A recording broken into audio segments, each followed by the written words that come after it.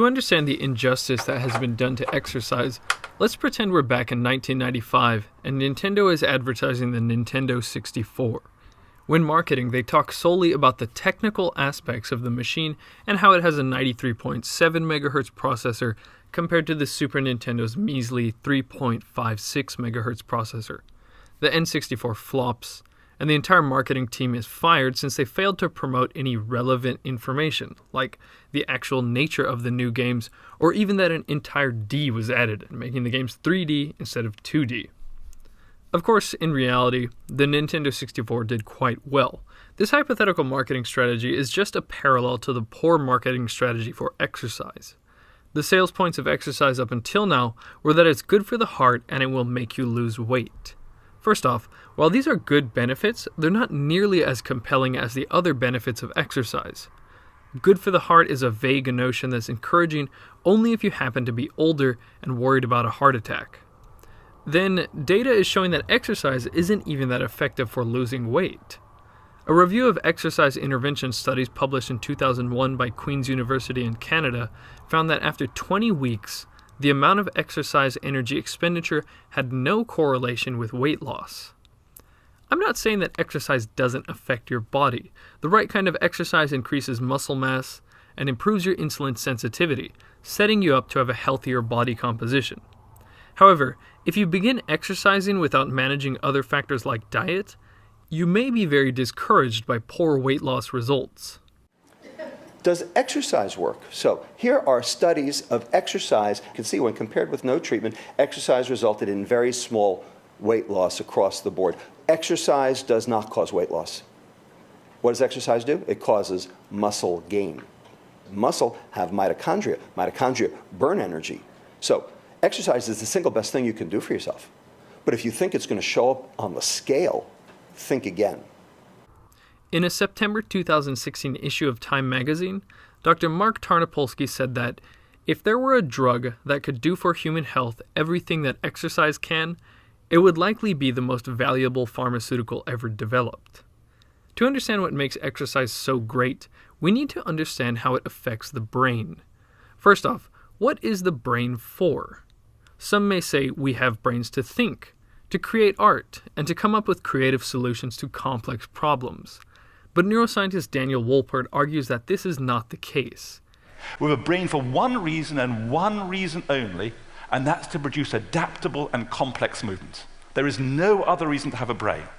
To illustrate this, Daniel uses the example of a sea squirt. Early in its life, the sea squirt has a nervous system. It will use this nervous system to move around and find a suitable rock to attach itself to. Then it will spend the rest of its life there. At that point, movement is no longer a necessity for survival. So the very first thing that the sea squirt does is it digests its brain for energy. A more relatable example is the koala. The koala has adapted its digestive system to derive all the energy it needs from eucalyptus leaves. It really doesn't need to move around that much, as it can just sit in a eucalyptus tree, eat, and watch the world go by. Earlier in the koala's evolution, though, it used to have a much bigger brain. However, once its diet became less diverse and required less movement to survive, its brain shrunk. Less movement meant less brain was necessary. From an evolutionary perspective, it's the same as not wasting your money on a $4,000 laptop if all you need to do is run some simple software like your web browser and email client. What research on exercise is suggesting, and a better understanding of neurochemical mechanisms is proving, is that there is a very powerful connection between the brain and movement. A big brain is necessary to facilitate complex movements, and executing such movements and getting your heart rate up bolsters your brain power. Exercise has been shown to help people learn much more efficiently, better deal with stress, and drastically reduce anxiety. It improves mood to the point of lifting people out of depression, and it strengthens focus to the point that some ADHD patients elect to throw out their prescriptions. And that's not even the full list. The California Department of Education has consistently shown that students with higher fitness scores have higher test scores. Former President Ma of Taiwan increased the occurrence of physical education in schools nationwide from twice a week to 3 times a week for this reason. The Minister of Education, Science and Technology in South Korea extended the school day by 1 hour to add more time for PE and sports. This decision was made after reading Dr. John Ratey's book Spark, which is all about the brain benefits of exercising. The reason the Taiwanese and South Korean school systems don't just have students study for another hour is because exercise actually primes the brain to learn faster. A 2007 study showed that subjects who did high-intensity exercise beforehand could learn vocabulary words 20% faster than those who remained sedentary. The key to this phenomenon is a protein called brain-derived neurotrophic factor, or BDNF for short. In order to learn something, the brain actually needs to grow and modify its cellular infrastructure to allow neurons to fire more easily. Researchers found that if they sprinkled BDNF onto neurons in a petri dish, the cells automatically sprouted new branches, producing the same structural growth required for learning. This impressive result had John Ratey nickname BDNF the miracle grow for the brain. BDNF improves the function of neurons, encourages their growth, and strengthens and protects them against the natural process of cell death. BDNF is a crucial biological link between thought, emotions, and movement. A 2013 study in the Journal of Sports Science and Medicine showed that just 20 to 40 minutes of aerobic exercise increased BDNF in the blood by 32%. Rather than stocking up on coffee before you sit down to study, you might want to try jogging around the block instead. One way to understand why exercise would trigger your brain to initiate learning mode like this is to think of your body as the world's most intricate if-then system.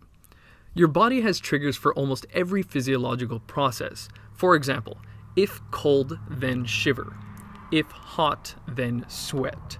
Most of your body's physiological expressions can't be induced just by force of will. Certain triggers must be present.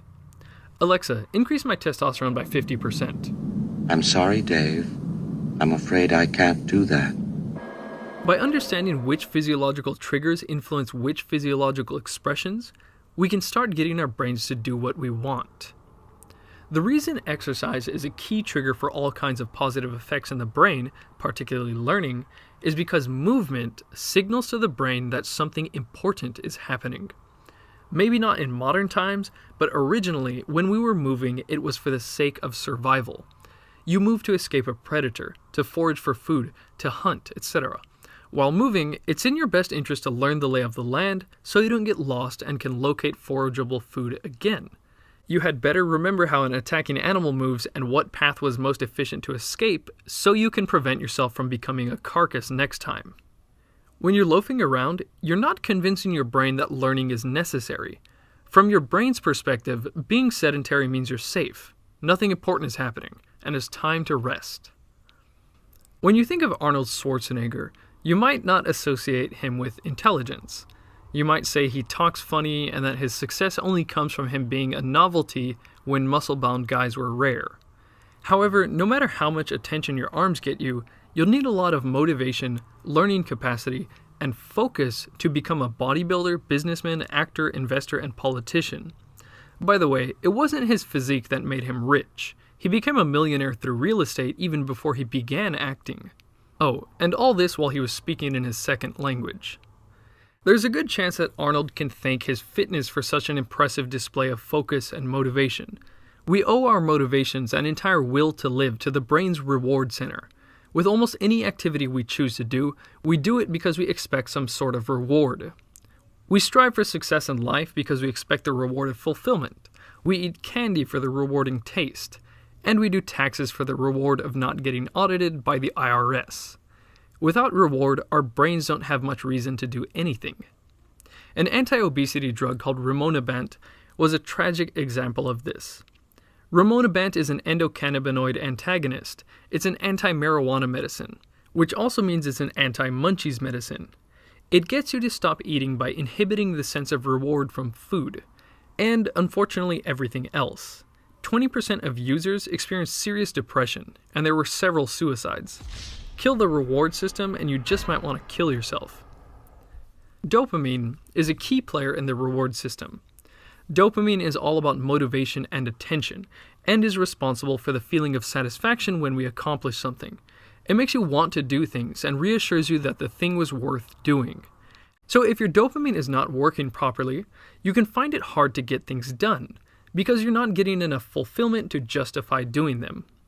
One of the ways the ADHD drug Adderall works is by mimicking the action of dopamine in the reward center of the brain.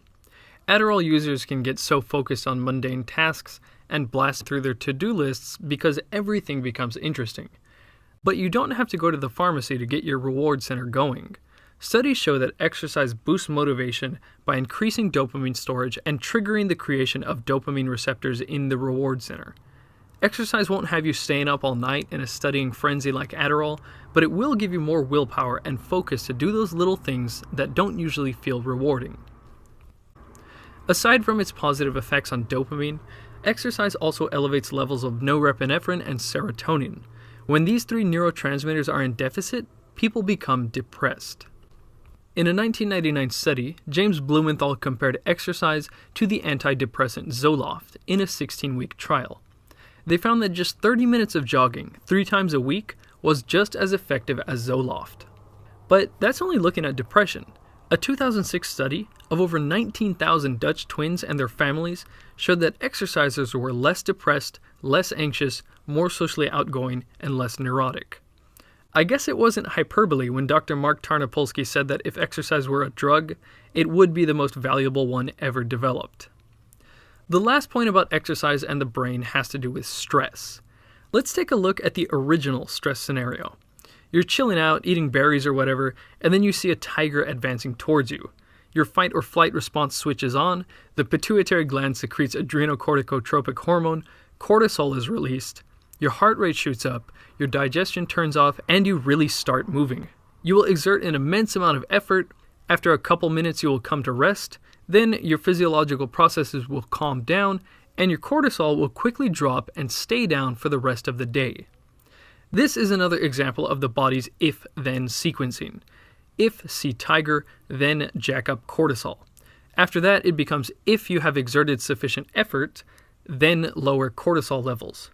Unfortunately for most people, they activate the first part of this a lot, but they don't activate the second part. Which means for most of the day, you're sitting around with a bunch of cortisol in your system.